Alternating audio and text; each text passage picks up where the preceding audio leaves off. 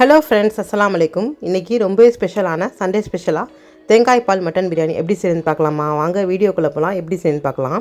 இன்றைக்கி நம்ம குக்கரில் தான் சேர்ப்புறோம். அது இல்லாமல் சாப்பாடு அரிசியில் பிரியாணி சேர்ப்புறோம். வாங்க எப்படி செய்யணுன்னு பார்த்துடலாம். ஃபஸ்ட்டு குக்கர் நல்லா ஹீட் ஆனதும் ஆயில் ஆட் பண்ணிக்கலாம். அப்புறமேட்டு கீ கொஞ்சம் ஆட் பண்ணிக்கலாம். இப்போ எல்லாமே சூடானதும் பட்டை, கிராம்பு, ஏலக்காய் மூணு ஆட் பண்ணிக்கலாம்.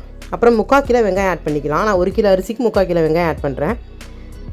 வெங்காயம் வந்து நல்லா ஃப்ரை ஆகட்டும். இதில் ஒரு 6 பச்சை மிளகாய் ஆட் பண்ணிக்கலாம். 2 சேர்ந்து நல்லா வதங்கட்டும். இப்போ இதில் வந்து 2 ஸ்பூன் போல் இஞ்சி பூண்டு பேஸ்ட் ஆட் பண்ணிக்கலாம். பெரிய ஸ்பூன்லேருந்து 2 ஸ்பூன் போல் இஞ்சி பூண்டு பேஸ்ட் ஆட் பண்ணிக்கலாம். இது நல்லா வதங்கட்டும். சிம்மில் வச்சு வதங்குங்க. நல்லா பச்சை வாசனை போனதுக்கப்புறம் 1/2 கிலோ தக்காளி ஆட் பண்ணிக்கலாம். ஆட் பண்ணிவிட்டு நல்லா வதக்கி விடுங்க. இது கூடவே ஒரு கைப்பிடி கொத்தமல்லி, புதினா ஆட் பண்ணிக்கலாம்.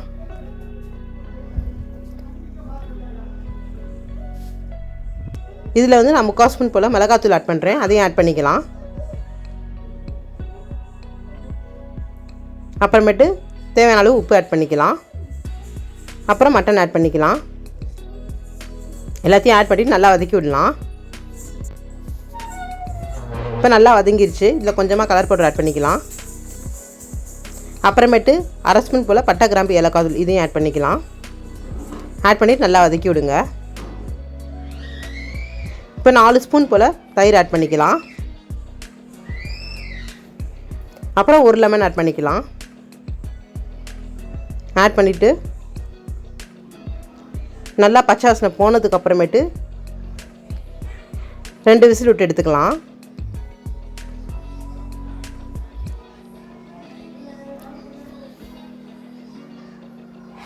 இப்போ 1 கிலோ அரிசிக்கு வந்து 5 கப்பு தண்ணி ஆட் பண்ணணும். நான் அதில் வந்து 3 கப்பு தண்ணி வந்து தேங்காய் பால் ஆட் பண்ணிக்கிறேன். அப்புறம் 2 கப்பு வந்து தண்ணி ஆட் பண்ணிக்கிறேன்.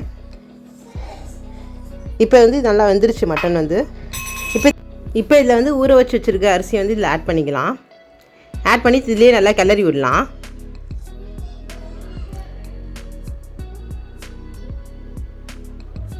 அப்புறமேட்டு தேங்காய் பால் ஆட் பண்ணிக்கலாம்.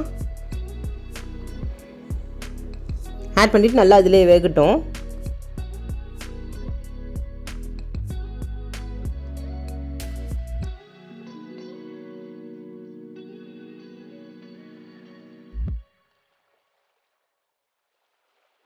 இப்போ வந்து ஓரளவு வந்து சாதம் வந்து நல்லா வேகிற ஸ்டேஜ் வந்ததுக்கப்புறமேட்டு நம்ம வந்து சின்ன பர்னரில் வச்சு விசில் கணக்கு இல்லாமல் ஒரு 20 மினிட்ஸ் போல் வச்சுக்கலாம்.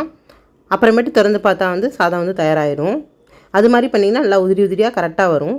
டேரெக்டாக விசில் விடாமல் சின்ன பர்னரில் வச்சுட்டு தண்ணி நல்லா எழுதுக்கப்புறம் சின்ன பர்னரில் வச்சுட்டிங்கன்னா ஒரு 20 மினிட்ஸ் அப்படியே வச்சுட்டிங்கன்னா வந்து கரெக்டாக இருக்கும். அதுக்கப்புறமேட்டு ஒரு 10 மினிட்ஸ் வந்து ரெஸ்டிங் டைம் கொடுங்க. அப்புறமேட்டு பார்த்தீங்கன்னா சாதம் சூப்பராக உதிரியாக வரும். நீங்களும் இது மாதிரி தேங்காய் பால் ஆட் பண்ணி கண்டிப்பாக இந்த மாதிரி ரெசிபி ட்ரை பண்ணி பாருங்கள். ட்ரை பண்ணி உங்கள் ஃபீட்பேக்கை மறக்காமல் தெரியப்படுங்க. சேனலை சப்ஸ்கிரைப் பண்ண மறந்துடாதீங்க. தேங்க்யூ ஃபார் வாட்சிங் ஃப்ரெண்ட்ஸ். பாய்.